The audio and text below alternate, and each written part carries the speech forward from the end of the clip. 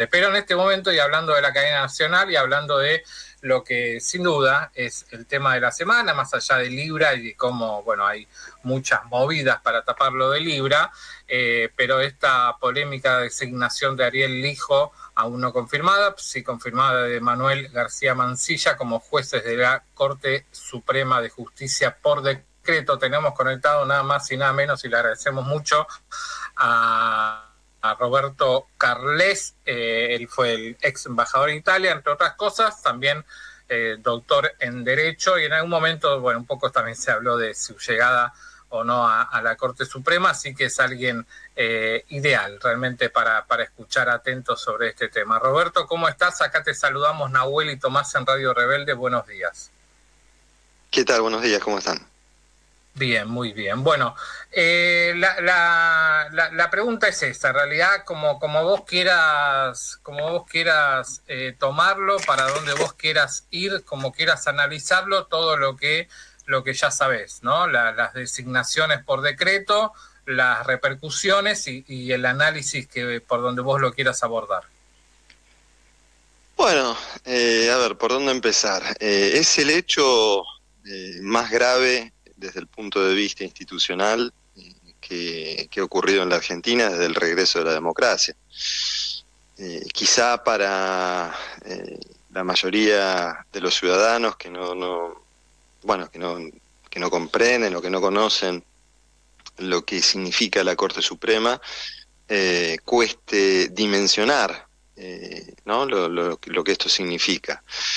Que ingrese uno o dos jueces de la Corte al máximo tribunal por la ventana es gravísimo. La Corte Suprema, además de ser el máximo tribunal de nuestro país, de ser el último intérprete de la Constitución Nacional, es la cabeza de uno de los tres poderes del Estado. Nuestra república tiene tres poderes: poder legislativo, poder ejecutivo, poder judicial. La cabeza, la cúspide del poder judicial es la Corte Suprema. Y una corte que tiene por ley 5 miembros, que había quedado con 3, hace ya más de un año que tiene, bastante más de un año que tiene una vacante. A fines del año pasado se produjo otra. Y el presidente Milei, a principios del año pasado, envió al Senado 2 propuestas, 2 pliegos para cubrir la vacante que ya existía y la vacante que se iba a generar en diciembre de este año al alcanzar el juez Maqueda los 75 años, que es la edad prevista por la Constitución para dejar el cargo. El Senado trató los pliegos. No es que no los trató, no es que no hizo nada, como dice el decreto que designa a estos 2 jueces en comisión. El Senado trató los pliegos, estos 2 candidatos tuvieron sus audiencias en el Senado. En el caso de uno de ellos incluso hasta tuvo dictamen de comisión, que fue el caso de Ariel Lijo. Lo que no se hizo fue tratar estos pliegos en el Pleno, es decir, no se debatió en el Pleno del Senado las candidaturas, porque evidentemente no estaban los votos para ninguno de los 2. Lo que correspondía en este caso era que el presidente retirara los pliegos y enviara otra propuesta al Senado, una propuesta que tal vez pudiera reunir los consensos necesarios que prevé la Constitución, que son los 2/3 de los votos de los senadores y senadoras. En cambio, lo que ha decidido hacer el presidente es algo que no se hizo nunca en la historia constitucional argentina. El antecedente más cercano hay que ir a buscarlo a principios del siglo XX, cuando teníamos otra constitución, cuando teníamos una democracia incluso imperfecta, ¿no? En un país en el que no votaban las mujeres, que teníamos otra constitución. Y recurrió a este mecanismo de la designación en comisión, que está previsto en la Constitución, pero que está previsto para ser aplicado en forma excepcional, excepcionalísima, sobre todo desde la reforma constitucional de 1994, que tuvo como principal objetivo limitar las facultades presidenciales, y lo hizo, en el caso de la designación de los jueces, de 2 maneras. Para los jueces federales inferiores, creando el Consejo de la Magistratura y un procedimiento de selección nuevo para los jueces que no existía hasta antes del 94, y para los jueces de la Corte Suprema, estableciendo el requisito de los 2/3 de los votos. Antes se designaban solamente por mayoría simple. Es decir, la decisión del constituyente en 1994 fue la de limitar todo lo posible las facultades del presidente en este sentido. Es decir, que esta designación en comisión que ha hecho el presidente Milei esta semana es sin duda el atropello y la violación más grande a la división de poderes que hemos vivido desde el regreso de la democracia. Para que se entienda la gravedad de esto, estamos hablando, decía yo hace un momento, de la cabeza de uno de los 3 poderes del Estado, pero es de quien tiene la última palabra sobre la interpretación de la Constitución. Esto significa, para que el ciudadano de a pie lo entienda, es quien tiene la última palabra sobre nuestro patrimonio, sobre nuestra libertad y sobre todos nuestros derechos constitucionales. Esto es de una gravedad absoluta. Se designan jueces transitorios porque van a poder en principio ejercer el cargo hasta que el Senado rechace los pliegos o hasta el fin de las sesiones ordinarias de este año, es decir, hasta fines de noviembre de este año, lo cual también contradice el principio de estabilidad de los jueces, de estabilidad en el cargo que tienen que tener para asegurar su independencia, con lo cual, más que jueces de la Corte Suprema, son comisionados del Poder Ejecutivo usurpando el cargo de jueces, ¿no? Roberto, buenos días. Tomás García te saluda. ¿Qué tal? Buenos días. Buenos días, un placer hablar con vos. ¿Cómo cambió la Corte, no? Desde, yo me acuerdo, y bueno, haciendo rápido un repaso, pero desde que te propone Cristina a vos en 2015, que bueno, finalmente no se lo quieren dar ese lugar porque dicen que es su último año de gestión, entonces que no corresponde un nuevo juez de la Corte Suprema, pese a que se había dado la baja de Raúl Zaffaroni, también por un tema de edad. ¿Cómo cambió la Corte, no? ¿Cómo ves vos hoy en día la imagen de la Corte? Porque ya se venía por ahí la cuestión agravando con la idea de Macri también, de poner por decreto los jueces, digamos, todas esas cuestiones que fueron desgastando un poco la imagen y también el normal funcionamiento, ¿no? ¿Vos cómo ves la imagen de la Corte hoy en día?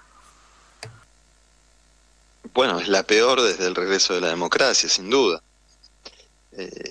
Recordemos que cuando, con el retorno de la democracia en el 83, Alfonsín renueva la Corte, se termina conformando una Corte de mucho prestigio, una Corte plural, que dejó fallos históricos sobre muchísimos temas, sobre libertades individuales, sobre divorcio, en fin. Luego tuvimos el periodo de los 90, que también fue un periodo difícil para la Corte, con la recordada mayoría automática, con una vinculación a la política muy fuerte, a tal punto que, bueno, se hizo renunciar a 2 ministros de la Corte como parte del Pacto de Olivos, ¿no? Y luego Néstor Kirchner, cuando asume, se encuentra con una Corte, con la Corte menemista, que abiertamente lo extorsiona con temas como la cuestión de la pacificación, que era un tema que tenía que resolver la Corte y que significaba un problema enorme para el gobierno que estaba iniciando en ese momento y que había recibido, ¿no?, la crisis o los últimos estertores de la crisis de 2001. Y renueva la Corte creando también una Corte de muchísimo prestigio, una Corte con 7 miembros, con mujeres, con juristas de muchísima importancia, y una Corte que también dejó una marca en la historia con fallos muy importantes vinculados a la emergencia económica, también vinculados a libertades individuales, a distintos temas. Y después varios fueron dejando el cargo, algunos fallecieron, hubo quien se tuvo que jubilar, como el caso de Zaffaroni, y hubo una ley también que redujo la cantidad de miembros a 5, eso fue también, me parece, una decisión desafortunada. Y nos quedamos con esta corte que ha agravado una situación que es evidente incluso en algunos estudios que hacen algunas universidades sobre credibilidad del Poder Judicial. La Universidad de San Andrés, por ejemplo, tiene una encuesta al respecto que indica que más del 70% de los ciudadanos descree del Poder Judicial. Esto es una cifra altísima, que incluso supera el 80% cuando se trata de la Corte Suprema, es decir, 8 de cada 10 personas no cree en el máximo tribunal de su país. Y como decía yo hace un momento, es una de las cabezas de los poderes del Estado. Un poder que además, a diferencia de los otros dos, del legislativo y del ejecutivo, no se puede someter al escrutinio de la población y al voto, ¿no? Es decir, si a mí no me gustan los jueces de la Corte, no es que en 4 años los puedo sacar con el voto, ¿no? Sino que quedan hasta que tienen 75 años. ¿Cómo se resuelve esta crisis de credibilidad? Bueno, se resuelve con el esfuerzo de los otros dos poderes del Estado, que son quienes designan a los jueces, que tienen que designar jueces probos, idóneos, independientes, y bueno, está ocurriendo exactamente lo contrario, no estamos poniendo jueces de la Corte por decreto. Esto es malo para la ciudadanía, pero también genera un problema enorme de seguridad jurídica que tiene consecuencias económicas.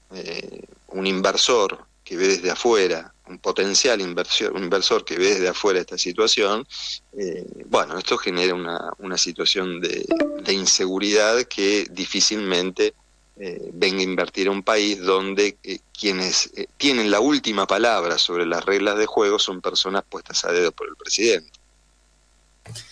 ¿Qué te parece que fue lo que llevó a Milei a nombrarlos por decreto? Porque nosotros recordábamos un archivo donde que él decía que él no necesitaba, por ejemplo, nombrar jueces por decreto porque no tenía el culo sucio, ¿no? O también, bueno, se han escuchado en el Congreso a García Mansilla criticando el uso de la designación por decreto de jueces de la Corte.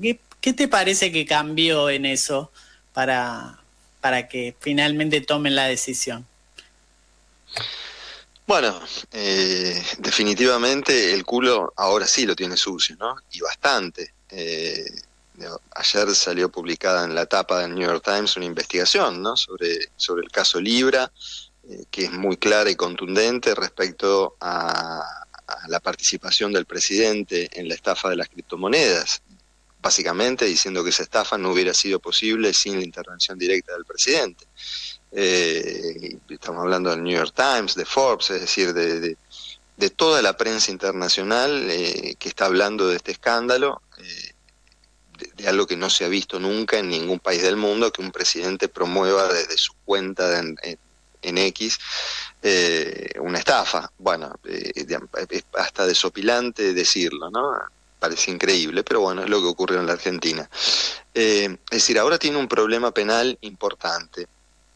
Y la Corte también tiene la última palabra sobre las reformas y las políticas que decida llevar adelante. Es decir, creo que hay un interés político y ahora también personal en tener el frente judicial más asegurado. Pero también creo que más allá de eso, es una demostración de poder, una demostración de hasta dónde está dispuesto a llegar. Todos los días vemos como poco a poco se van corriendo los límites. Todos los días nos indignamos y nos sorprendemos por una cosa nueva que hace el presidente, por una persona nueva que agravia.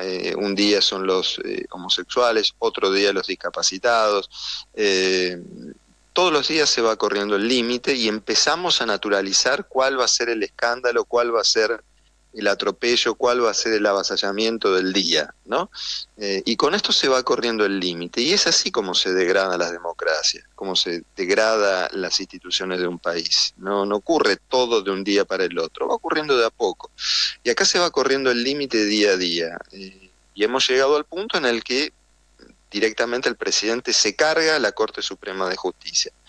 Bueno, creo que eso también tiene que ver con esto, ¿no? Con esto que decía, con una voluntad de demostrar poder, de demostrar determinación y de socavar las instituciones, de socavar la democracia en la que por otra parte el presidente no cree, ¿no? Esto ya lo sabemos, cuando se le ha preguntado no ha respondido en ese sentido. Él no cree en la democracia, él cree solamente en la libertad de mercado. Bueno, esto ahora lo está demostrando con sus actos de gobierno.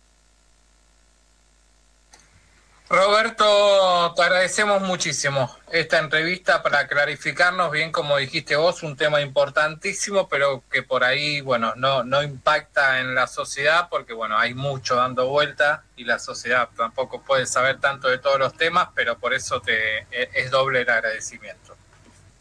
A ustedes, gracias.